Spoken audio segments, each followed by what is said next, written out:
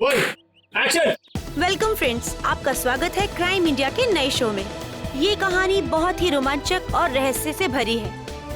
ये कहानी 10 साल पहले शुरू हुई इस बंगलो से। यहाँ रहते थे मिस्टर रघुनाथ अपने परिवार के साथ। एक खुश परिवार। फिर सारी खुशियाँ एक पल में छिन गई।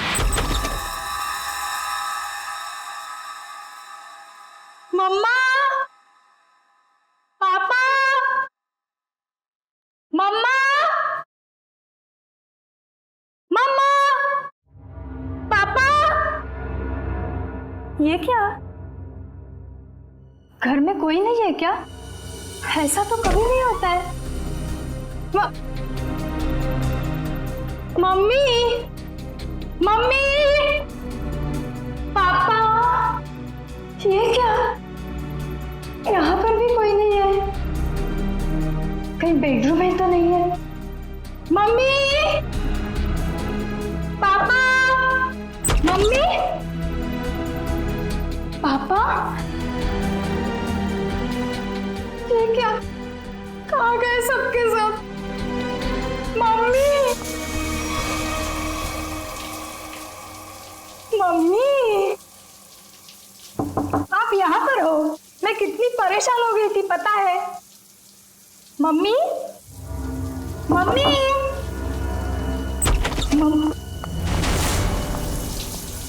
ये क्या? पानी का नल खुला छोड़ के मम्मी तो ऐसा कभी नहीं करती। मम्मी, पापा, राहुल, राहुल, राहुल, राहुल। अरे राहुल को स्कूल छोड़ने गई होगी मम्मी।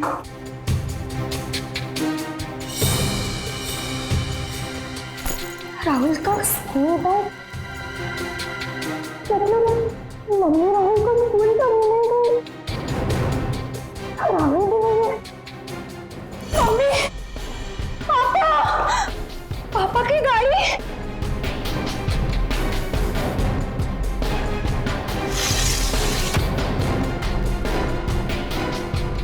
पापा की गाड़ी तो यही है। पापा तो ऐसा नहीं करते कभी। पापा। उस दिन से आज तक जूही को अपने माता पिता और भाई के बारे में कोई खबर नहीं मिली। कहाँ खो गए वो तीनों? लेकिन जूही अपनी आखिरी याद अब तक नहीं भूल पाई है। अपनी मम्मी की पिंक साड़ी और पापा के स्टाइलिश हैट को, जो उन्होंने आखिरी दिन में पहना था, वो आज तक नहीं भूल पाई है। Just stop this nonsense.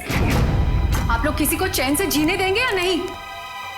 Please ma'am, आप प्लीज रुकिए। Shut up. और आप मेरे घर आए कैसे? परमिशन लिए ma'am. To hell with your permission.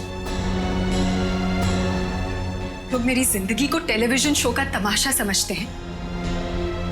किसी के भी दर्द को स्टोरी बना देंगे। जिस घर से मेरी यादें जुड़ी हैं, आप उन्हीं यादों को एक्सपोज करेंगे। ये मैं नहीं होने दूंगी। Just go from here. चाहिए। ट्रस्ट मी मैम, हम ऐसा वैसा कुछ नहीं दिखा रहे हैं, बल्कि ये तो आपके लिए अच्छा ही है कि हो सकता है कि शो के बाद आपको नए फोन कॉल्स आए कि आपके मिसिंग पेरेंट्स मिल गए हैं। प्लीज मुझे और लालच मत दो। छोड़ दो मुझे मेरे हाथ में। I said just go from here. Sir, live telecast चल रहा है, आप गलत ना समझे हमें। हम पूरे मसले को बहुत सेंसिटिवली हैंडल कर रहे हैं। सर समझाइए मैम को प्लीज।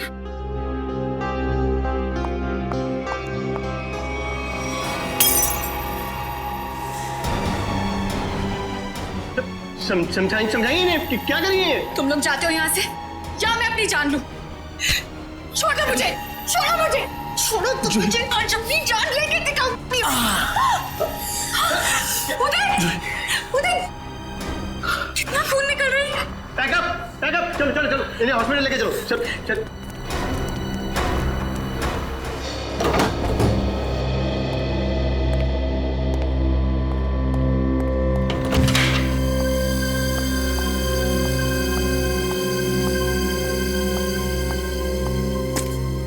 तुम बैठो, मैं तुम्हारे लिए हल्दी वाला दूध लाती हूँ, थोड़ा आराम मिलेगा। छोड़ो आराम आराम, इतनी फिक्र करती हो तो अपने गुस्से को कंट्रोल में रखना सीखो। मरने मारने पर उतर आई उस वक्त। तो फिर क्या करती? वो लोग मेरे घर वालों की इज्जत के साथ खिलवाड़ कर रहे थे, मेरे जख्म को रेत रहे थे। मेरे इमोशंस को कभी समझते ही नहीं हो। ऐसा नहीं है, नहीं समझता मैं तुम्हारे इमोशंस। जूही, मैंने ही कहा था, बहुत हिम्मत वाली लड़की हो। जिस तरह से तुमने इस दुख को समेटा और जिंदगी को फिर राह पर ले आई, कोई और होता कब का टूट जाता।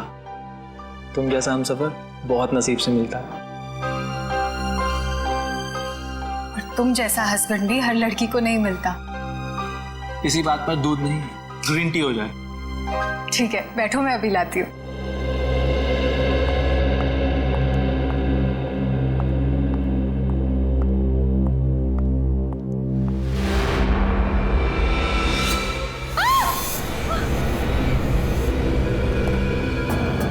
क्या हुआ जूही?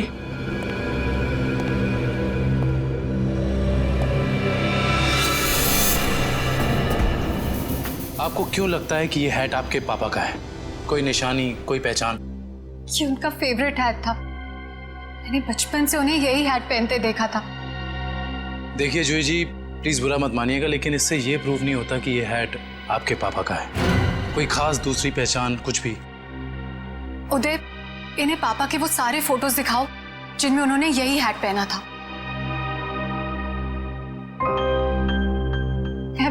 मैं पापा से कई बार कहती थी कि ये हैट पुराना हो गया है, इसे फेंक दो। पापा कहते थे मेरा सर भी पुराना हो गया है, उसे भी फेंक दूं क्या?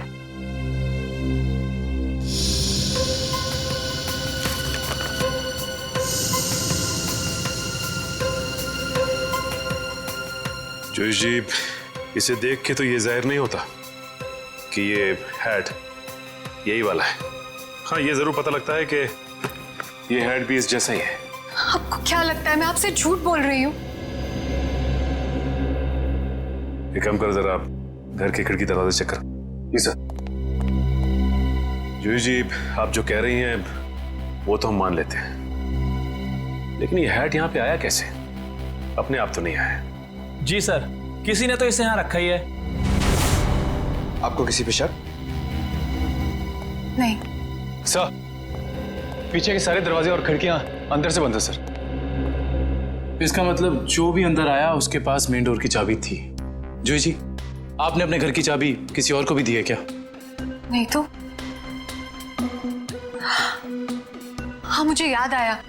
एक्चुअली कुछ दिन पहले शॉपिंग आर्केड में मेरा पर्स चोरी हो गया था और घर की चाबियां भी उसी में थी। बड़ी लंबी प्लानिंग की गई है, लेकिन 10 साल बाद ये हैट यहाँ रखने का क्या मतलब हो सकता है? पूरा का पूरा परिवार गायब होता और किसी को भी पता नहीं चलता। ऐसे कैसे कोई गायब हो सकता है? सर, पुलिस रिपोर्ट में लिखा है कि ना किसी ने चीखने चिल्लाने की आवाज सुनी, ना ही कोई गोली चलने की आवाज सुनी। सर, जब ये हुआ तब जूही अपने ऊपर वाले बेडरूम में सो रही थी और बाकी के परिवार के लोग नीचे थे, तो अगर शोर शराबा होता तो जूही को जरूर सुनाई देता। एग्जैक्टली। अच्छा, इस वॉचमैन का क्या कहना है? सर, उसने बताया कि उसने ना किसी ऐसे आदमी को और ना ही ऐसी किसी गाड़ी को बाहर जाते हुए देखा। सर, यहाँ तक कि उसने रघुनाथ जी की फैमिली को भी उस घर से बाहर जाते हुए नहीं देखा। सर, रिपोर्ट में ये भी लिखा है कि घर में जबरदस्ती अंदर आने का कोई निशान भी नहीं मिला था। सर, एक बात समझ में नहीं आ रहा, जब घर के सारे लोग गायब है तो ये जूही कैसे बच गई? वही तो, जूही को क्यों छोड़ा है? सर, हो सकता है उसे जानबूझकर किडनैप नहीं किया गया, ये भी कोई साजिश हो। अच्छा, उस हैट पर से कोई उंगलियों के निशान मिले?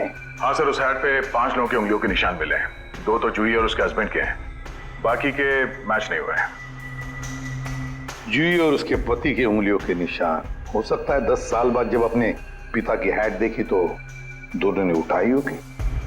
सर, अखबार की एक कटिंग में लिखा था कि रघुनाथ जी के एक भाई हैं, हिमांशु, जिनसे उनकी ज्यादा बनती नहीं थी। दोनों भाइयों में प्रॉपर्टी को लेकर कोई झगड़ा चल रहा था। और बाद में हिमांशु ने जूही से कुछ पुराने इन्वेस्टमेंट्स लौटाने के लिए कहा था। सर, इस हिमांशु के बारे में पता लगाना पड़ेगा। सर, एक और बात पता चली है। क्या? सर जब हम इस केस के फाइल्स लेने गए तो वहां से पता चला कि ये फाइल्स इंस्पेक्टर विजय भी 2-3 दिन पहले लेकर गए थे। इंस्पेक्टर विजय? दया, इंस्पेक्टर विजय तो रिटायर हो चुका है और फिर भी उसे इस केस में दिलचस्पी क्यों? रिटायरमेंट के बाद में तो केस छोड़ देना पड़ता है। नहीं नहीं नहीं नहीं, ये नहीं हो सकता। या तो रघुनाथ जी का केस सॉल्व होगा या तो रिटायर्ड इंस्पेक्टर विजय डिसॉल्व होगा। ये मेरी भी जिद है। और रंजीत, मैं बहुत नजदीक पहुंच गया हूं। किसी भी दिन कमिश्नर के पास पहुंच सकता हूं। सर्विस के दौरान 99 केस और रिटायरमेंट के बाद ये पहला केस, यानी हो गए पूरे 100। रंजीत, मैं बाद में फोन करता हूं। मैं देख के आता हूं क्या गिरा है।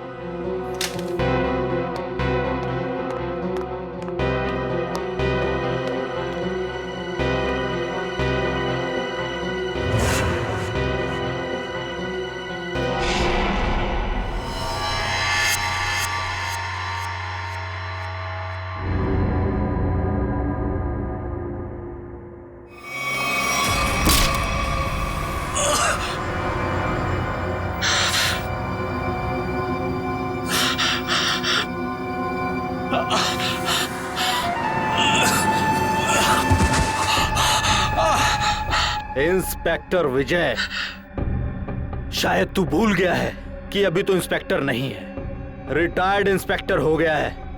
बस अब तेरी कहानी खत्म। कौन हो तुम?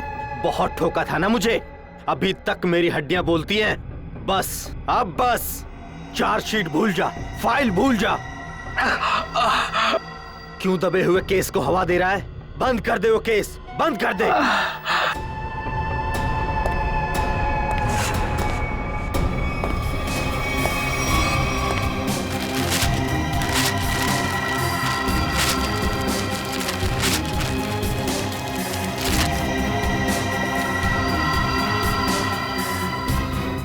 रघुनाथ भाई साहब को गुजरे तो तकरीबन 10 साल हो गए और अब तो सिर्फ उनकी यादें हैं। हम जानते हैं जो भी हुआ, लेकिन उनके केस के बारे में कुछ नई बातें सामने आई हैं, तो सोचा क्यों ना आपसे ही पूछ लें। नई बातें आप लोगों को पता चली है और आप पूछना मुझसे चाहते हैं? आप कुछ टेंशन में लग रहे हैं। मैं टेंशन में नहीं तो। दरअसल भाई साहब को गुजरे इतने साल हो गए और आज आप लोग आए भाई साहब के बारे में इंक्वायरी करने के लिए। चलिए, उनके बारे में नहीं तो आप ही के बारे में बात कर लेते हैं।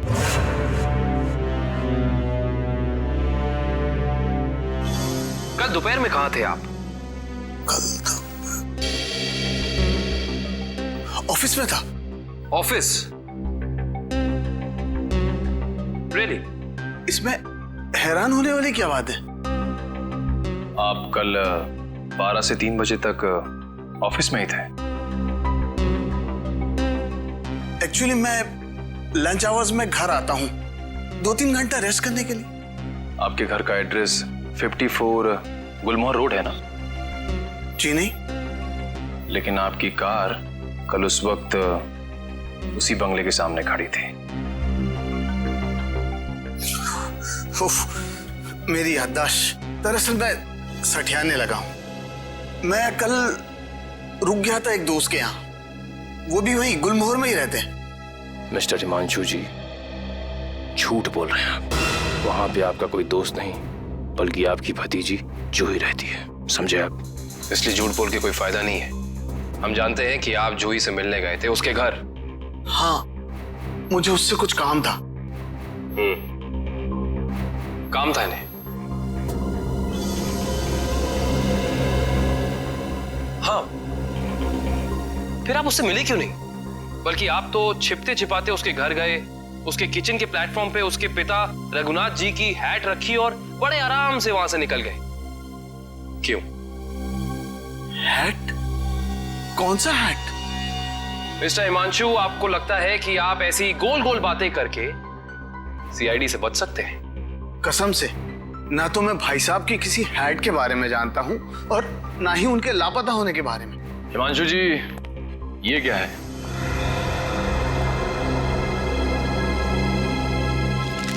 बॉन्ड्स है, मेरे ही है। यही चुराने गया था मैं वहां। बॉन्ड्स? हिमांशु जी, आप अपने ही बॉन्ड्स चुराने गए थे? मिस्टर हिमांशु, आप क्या बचपन से ही ऐसी बेफिजूल की पहेलियां बुझाते रहते हैं? पहली नहीं, सच कह रहा हूं। मैंने और भाई साहब ने मिलकर इन्वेस्ट किया था इनमें, लाखों के है। भाई साहब लापता हो गया और जूही कब्जा करके बैठ गई, दे ही नहीं रही थी। क्या करता, अपनी ही चीज चुरानी पड़ी। हिमांशु जी, चलिए मान लिया एक पल के लिए कि आप सच बोल रहे हैं, लेकिन मैं सच ही कह रहा हूं, लेकिन एक बात आप लोगों को बोलना भूल गया। जैसे ही मैं बॉन्ड्स लेकर वहां से निकल ही रहा था कि अचानक दरवाजा खुलने की आवाज आई। मैं घबराकर छुप गया। मुझे लगा कि शायद उदय या जूही होंगे, लेकिन कोई और ही था। कौन था? मैं उसका चेहरा तो नहीं देख पाया, सिर्फ पीठ ही देख पाया। लेकिन इतना तो तय है कि वो उदय नहीं था, क्योंकि वो उदय से काफी लंबा और तगड़ा था। बाल लंबे थे, जैकेट पहन रखी थी और शायद जीन्स थी। अच्छा, और कोई खास बात याद है आपको? कोई खासियत, जैसे उसे भीड़ में देखे तो पहचान लें? हाँ, उसके शूज क्रोकोडाइल लेदर के थे। Crocodile leather?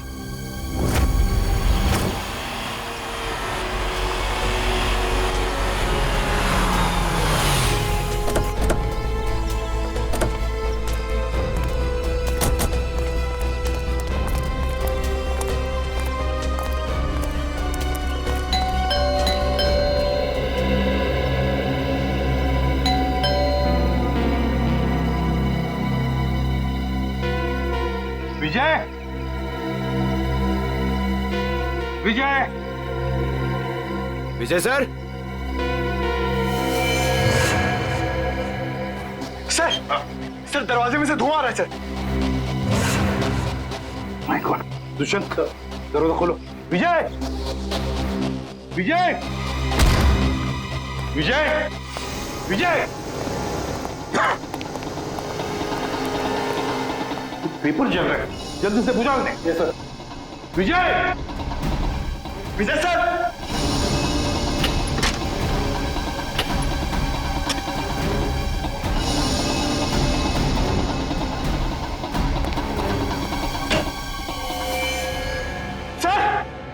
सर जल्दी आइए। क्या हुआ Pankaj? Oh my god, Vijay,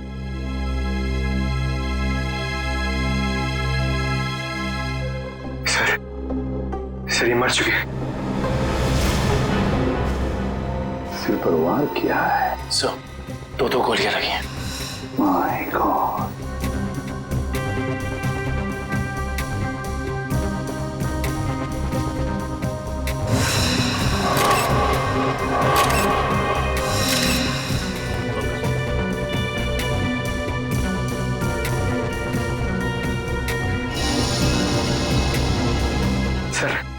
sir ये कैसे हो सकता है सर?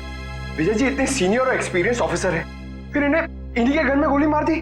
जिसने भी किया है पंकज, जो खिड़की का शीशा तोड़ा, बोल्ट नीचे किया, खिड़की खोलकर अंदर आके यहाँ चुप कर बैठा होगा। शायद आवाज सुनकर विजय इस कमरे में आया तो उसने विजय के सिर पर वार किया और फिर 2 गोलियां भी डाल दी। सर, लगता है कि खूनी और विजय जी की कोई पुरानी दुश्मनी थी, इसीलिए रिटायरमेंट के बाद मौका मिलते ही इन्हें मार डाला। ये भी तो हो सकता है ना दुष्यंत कि विजय किसी मुजरिम के लिए खतरा बन गया था। शायद उसी ने किया हो। ढूंढो इस कमरे को अच्छी तरह, एक एक कोना छानो मारो पंकज, कुछ ना कुछ तो मिलना चाहिए। ढूंढो अच्छी तरह से।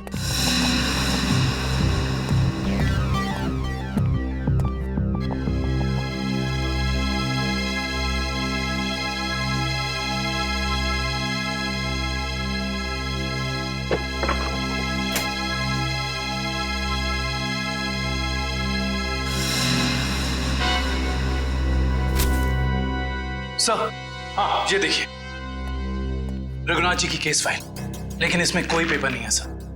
बाकी सब केस फाइल के पेपर्स हैं। ये देखिए सर, सब में पेपर्स हैं सिवाय इसके। तो भी दुष्यंत, इसका एक ही मतलब है, इसके अंदर जो पेपर्स है वो वहां जलाए जा रहे थे। कोई नहीं चाहता था कि रघुनाथ के केस के बारे में हमें कुछ पता चले। सर, सर विजय जी का मोबाइल मिला और आखिरी कॉल उन्होंने किसी अनुज को किया था। तो फोन करो इस अनुज को।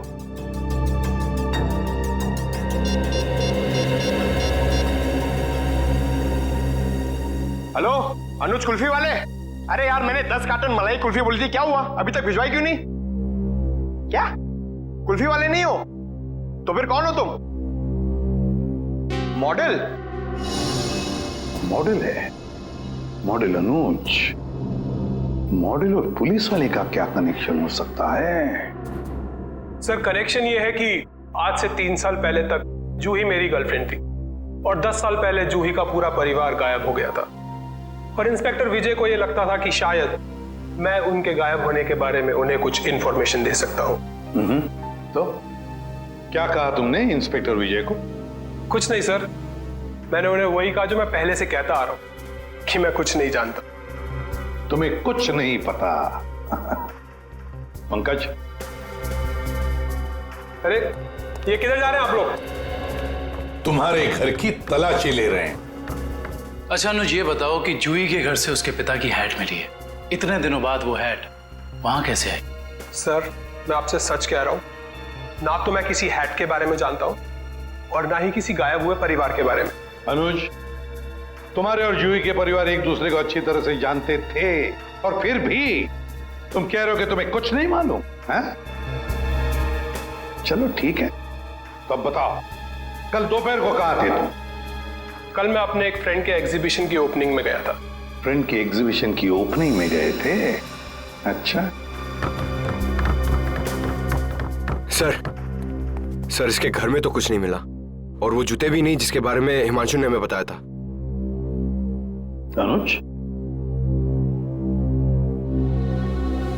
तुम होशियार बनने की बहुत कोशिश करते हो, मगर हो नहीं। फिर से मुलाकात होगी।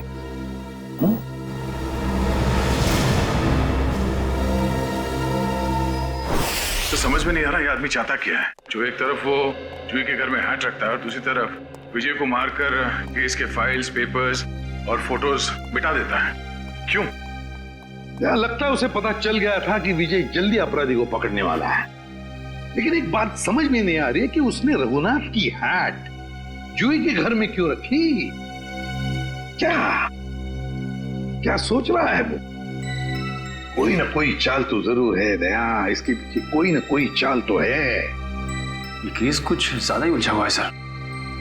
वैसे विजय के काम करने के तरीके को मैं अच्छी तरह से जानता हूं। वो सारे के सारे अंडे एक ही टोकरी में कभी नहीं रखता। इन्वेस्टिगेशन की अलग अलग कड़ियां वो अलग अलग जगह पर रखता था। सर, विजय के सारे रिलेटिव्स से पता किया, किसी को भी मालूम नहीं है कि वो कर क्या रहा है। उसके मोबाइल से कुछ पता चला? नहीं सर, कुछ पता नहीं चला। वे देखना पड़ेगा मौत के कुछ दिन पहले विजय कहां कहां गया था, किस किस से मिला था। सर, इंस्पेक्टर विजय के घर पे हमें जो जले हुए कागज के टुकड़े मिले थे, उनमें से ये टुकड़ा आधा जला हुआ है और इस पर नवदीप गराज लिखा हुआ है। नवदीप गराज? दया, विजय ने ये नाम ऐसे नहीं लिखा है। जरूर इस गराज का इस रघुनाथ के केस से गहरा संबंध है। जरूर कोई ना कोई गहरा संबंध है। विजय सर हाल ही में एक सेकंड हैंड कार के बारे में पूछने आए थे। Second hand car? जी हाँ, एक व्हाइट कलर की सेडान कार बेची थी 10 साल पहले। विजय सर उसी के बारे में पूछने आए थे। उस गाड़ी के कोई रिकॉर्ड या पेपर्स होंगे आपके पास? जरूर सर, हम रिकॉर्ड हमेशा पक्का रखते हैं। गाड़ियों का मामला है, क्या पता कब कोई चोरी की निकल आए। शेखर, वो जरा गाड़ियों की सेल डिटेल की फाइल लेके आना। याद है ये गाड़ी किसने खरीदी थी? जी हाँ, कोई गिरीश साहब थे, उन्होंने खरीदी थी। ये लीजिए सर।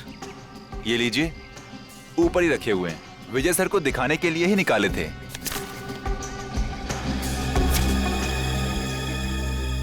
ये देखो, ये कार 14 अप्रैल 2004 को बेची गई थी। रघुनाथ जी के गायब होने के ठीक 2 दिन पहले सर? राइट। इसका मतलब है कि इस कार को रघुनाथ की फैमिली के गायब होने के बीच कोई ना कोई ताल्लुक जरूर है। मतलब सर, विजय जी ने गाड़ी तक पहुंचने का जो रास्ता चुना है वो जरूर रघुनाथ जी तक जाता होगा। एक काम करते हैं, पहले तो आरटीओ से ये पता करते हैं कि ऐसी किसी कार का रजिस्ट्रेशन हुआ था या नहीं, और विजय जी के मोबाइल पोजीशनिंग रिकॉर्ड से ये पता करते हैं कि पिछले दिनों वो कहाँ गया था। हो सकता है इस केस को सॉल्व करने में हमें कोई मदद मिल जाए। सर, ये लैटिट्यूड 345 नॉर्थ और 213 ईस्ट है। सर, एग्जैक्ट वही लोकेशन है जो विजय जी के मोबाइल फोन में स्टोर है। सर, विजय जी इस जंगल में यहाँ आए थे, लेकिन उन्हें यहाँ मिल के सकता था। करण, वो जरूर इस केस से जुड़े हुए कुछ सबूत ढूंढने के लिए यहाँ आया। ये भी तो हो सकता है कि वो उस सफेद गाड़ी के पीछे आया हो।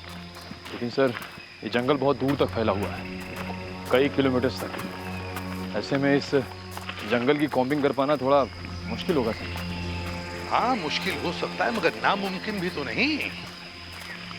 दिव्या, ये कितना एरिया छान मारा था उसने? सर, यहाँ से 200 मीटर के घेरे में। 200 मीटर? बस तो फैल जाओ चारों तरफ।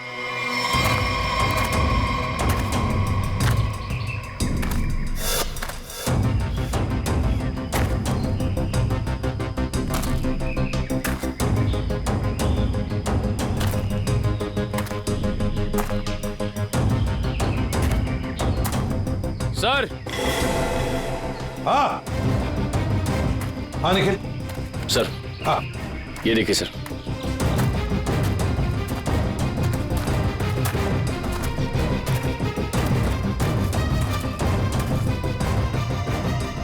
MS01 Y 5371। सर, ये तो वही सफेद कार है जो उस गैरेज से बेची गई थी। देखो जरा, गाड़ी साफ करो अच्छी तरह से।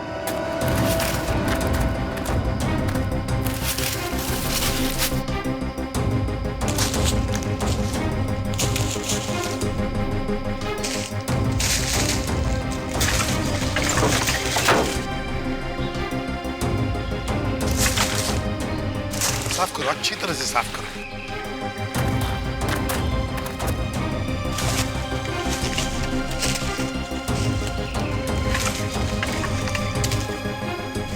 सर। हाँ सर, ये गाड़ी इतनी ऊपर खाई से नीचे गिरी कैसे होगी? एक्सीडेंट हुआ होगा। मगर सर, अगर जूही का परिवार इस गाड़ी में था तो इस गाड़ी में कुछ तो होना चाहिए, कंकाल वगैरह। पूरी गाड़ी खाली है सर। सर, 10 साल हो गए, कीड़े सब खा गए होंगे अंदर। हाँ, मगर केविन, कुछ तो मिलता, कुछ तो मिलता है ना। एक काम करो, एक गाड़ी के अंदर जितनी भी धूल मिट्टी है सब इकट्ठा करो। करण, जाकर वैक्यूम क्लीनर लेके आ। सर, ऐसा भी तो हो सकता है कि वो लोग कभी गाड़ी में थे ही नहीं। केविन, ये भी तो हो सकता है कि गाड़ी के अंदर जितने भी परिवार वाले थे उनकी लाशों को कहीं और फेंक दिया और गाड़ी को यहाँ खाई में लाकर नीचे ढकेल दिया।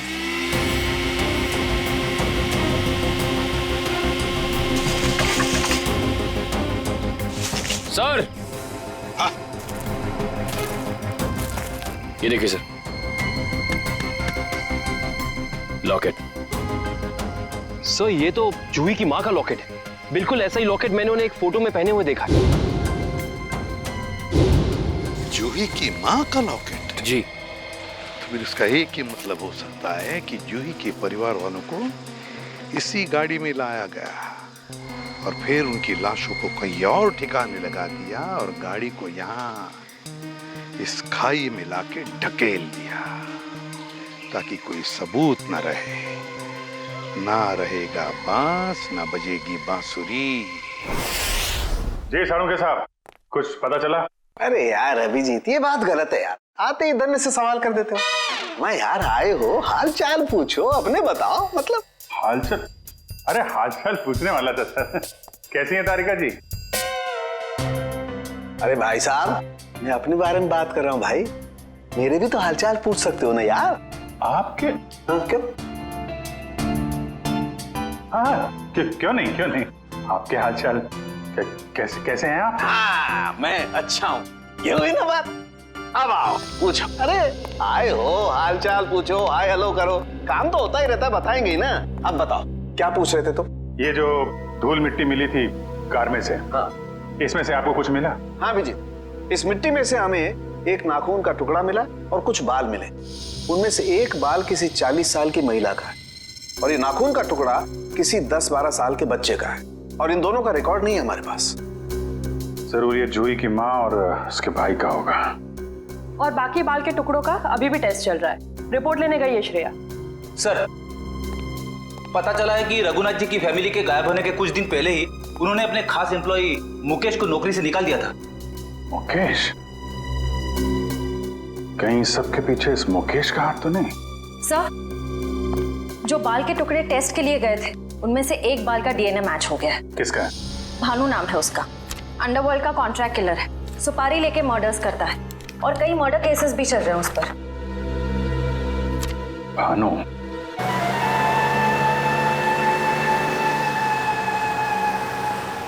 मुकेश, तुम्हें पूरा यकीन है ये बाइक वाला आदमी भानु ही है?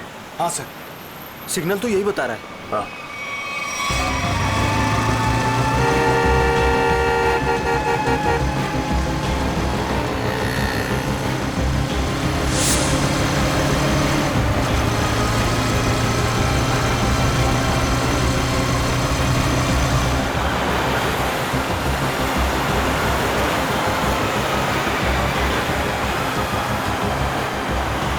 अचानक गायब कहाँ हो गया? दिखाई नहीं दे रहा। ओह माय गॉड! सर, गोली चली यहां से।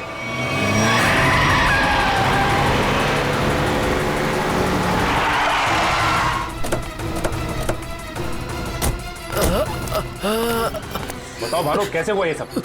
बोलो भानु, कैसे हुआ? बोलो Bhanu. Tiger point. Tiger point पे क्या भानु? भानु, ये तो मर चुका है।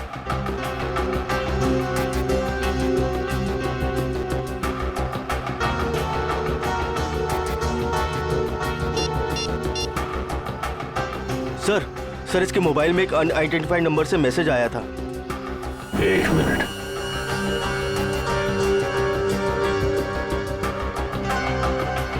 मैसेज? एक काम करो, पता लगाओ कि ये नंबर है किसका। रघुनाथ जी की कंपनी में 20 साल पूरे काम किया हूं मैं। फ्लोर मैनेजर था, प्रोडक्शन, लेबर सब मैं ही संभालता था। तो तुम्हें नौकरी से क्यों निकाल दिया मुकेश? जी सच तो ये है कि दोनों पार्टनर्स में यानी कि कुमार साहब और रघुनाथ जी के रिश्तों में दरार आ गई थी। दरार? इस दरार की वजह क्या थी? जी वो कुमार साहब को लगा कि रघुनाथ जी उनके साथ कुछ धोखा कर रहे हैं। चोरी छिपे कुछ डीलिंग्स भी कर लेते हैं। और इसलिए कुमार ने तुम्हें रघुनाथ पर नजर रखने के लिए कहा? जी हाँ, मैं रघुनाथ जी की हर खबर कुमार साहब को देता था। वो किससे मिलते हैं, क्या डील करते हैं, क्या लेन देन है, सब। और जब रघुनाथ ने तुम्हें पकड़ लिया ये सब करते हुए, तो उन्होंने तुम्हें काम से निकाल दिया?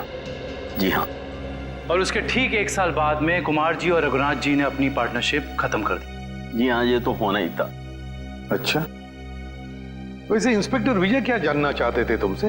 जी वो कुमार साहब के एक्सीडेंट के बारे में पूछने आए थे, जिनमें उनकी बच्ची और बीवी भी चली गई थी। और इंस्पेक्टर विजय को ऐसे लगता था कि ये एक्सीडेंट नहीं बल्कि एक मर्डर है। और जब पार्टनरशिप रही नहीं तो मर्डर की भी बात नहीं आती? जी दोनों पार्टनर अलग भी इस तरह हुए जैसे रजामंदी नहीं थी। और फिर दोनों एक ही बिजनेस में कंपटीशन करने लगे, और वो भी इस तरह की जैसे एक दूसरे को बर्बाद कर देंगे। और हाँ, कुमार साहब की मौत के बाद सबसे ज्यादा तरक्की और फायदा रघुनाथ सेठ को हुआ। कुमार की मौत का सबसे ज्यादा फायदा हुआ रघुनाथ को। सबसे ज्यादा फायदा। इस कुमार फैमिली के एक्सीडेंट के सारे डिटेल्स निकालो, देखे तो सही कि क्या ये वाकई एक्सीडेंट था या फिर। सर, आपको क्या लगता है कुमार की फैमिली की मौत के पीछे क्या रघुनाथ का हाथ था? कविन, रघुनाथ को बिजनेस में कुमार से फायदा हुआ, इसका मतलब ये नहीं कि रघुनाथ ने कुमार को मारा होगा। Okay, thank you so much. लेकिन क्या पता चला एक्सीडेंट के बारे में? सर मिस्टर कुमार हर रोज की तरह ऑफिस से घर पहुंचे। घर से वो लोग एक रिसोर्ट के लिए निकले। उनकी पत्नी ने एक सरप्राइज वेकेशन प्लान किया था, क्योंकि अगले दिन मिस्टर कुमार का बर्थडे था। वो लोग उसी रिसोर्ट में बर्थडे सेलिब्रेट करने वाले थे। जब ये जा रहे थे, इनका बच्चा भी इनके साथ में था और उसी दौरान ये एक्सीडेंट हुआ। किस्मत भी अजीब खेल खेलती है, जहाँ एक पल खुशियाँ थीं, अगले ही पल मातम छा गया। सर लेकिन ये एक्सीडेंट हुआ कैसे होगा? गाड़ी का अचानक ब्रेक फेल हो गया। मिस्टर कुमार की गाड़ी की स्पीड बहुत तेज थी। वो गाड़ी को काबू में नहीं कर पाए और गाड़ी लुढ़कते लुढ़कते खाई में जा गिरी। कार के ब्रेक्स अचानक फेल हो गए। अचानक, बड़ी अजीब बात है। सर गाड़ी बिल्कुल नहीं थी। मिस्टर कुमार ने एक हफ्ते पहले ही वो गाड़ी खरीदी थी, तो ब्रेक फेल होने का सवाल ही पैदा नहीं होता सर। वही तो सर, ऐसा भी तो हो सकता है कि कुमार की ही फैमिली के किसी मेंबर ने रघुनाथ की फैमिली से बदला लेने के लिए ये सब किया हो। कुमार परिवार की मौत के 20 साल बाद कौन बदला लेना चाहता है? जहां पर एक्सीडेंट हुआ वहां पर मिस्टर एंड मिसेस कुमार की लाश मिली थी, बच्चे की लाश नहीं मिली है ना? एक मिनट क्या हुआ सर? गाड़ी घुमा लो। काबिन, पता चल गया ये खूनी कौन है।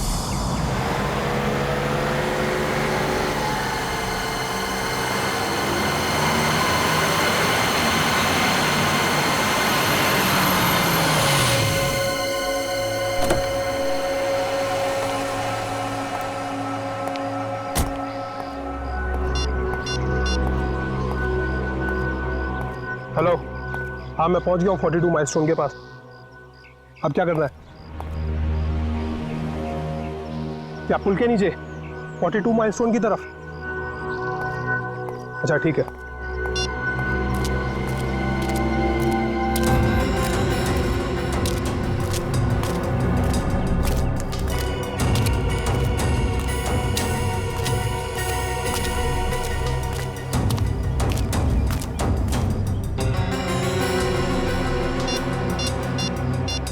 हेलो, हाँ आप किधर आना है?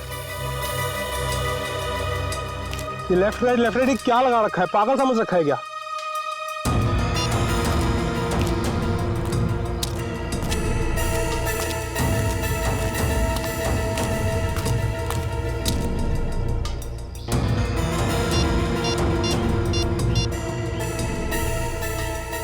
हेलो, मुझे क्या पागल समझा है क्या? कब से इधर उधर घुमा रही है? चुपचाप सामने आ जा, नहीं तो मैं वापस चला जाऊंगा। इधर मेरा मुंह खुला और तुम जेल के अंदर, इसलिए जल्दी से सामने आ और मुझे मेरा रोकड़ा दे ताकि मैं जाऊं यहां से।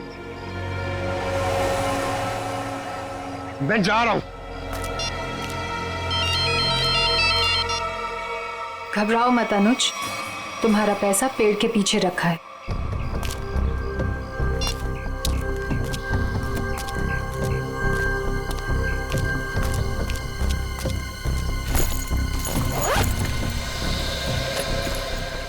वाह रे वाह, क्या तकदीर है मेरी।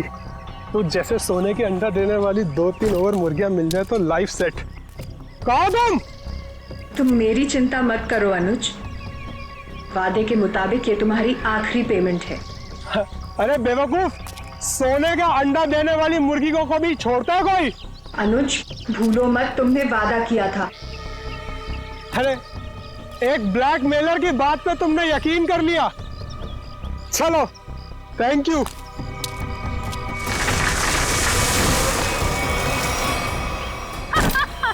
ये क्या कर रहे हो जोई तुम?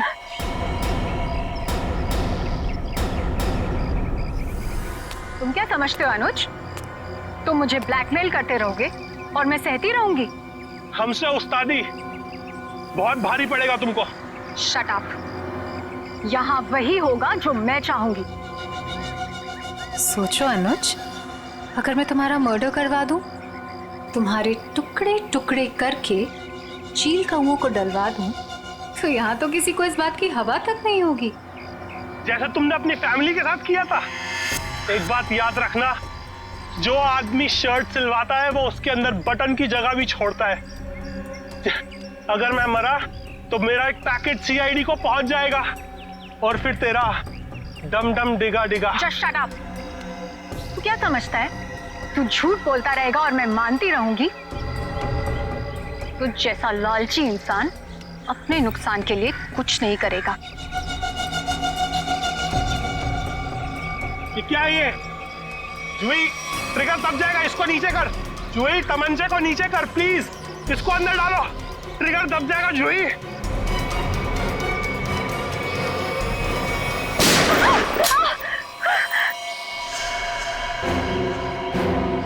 सीपी सर, आप तो आखिर आपको पता चल ही गया। खिलौना तुम्हारे हाथों में अच्छा नहीं लगता। अपने लोगों को कह दो चुपचाप हमारे हवाले हो जाए। देख क्या रहे हो, भून दो एसीपी को।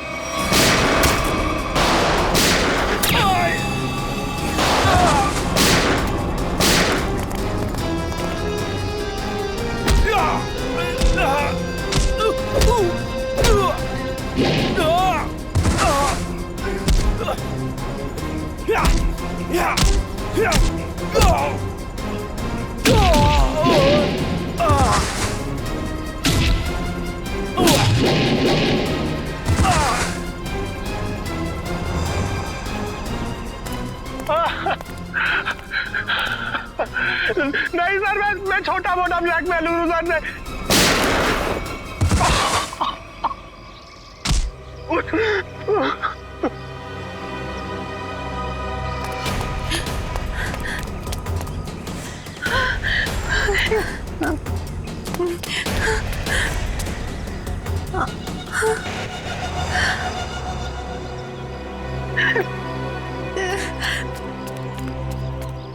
देखो इस प्यारी बिटिया को जिसने अपने माता पिता का खून कर दिया।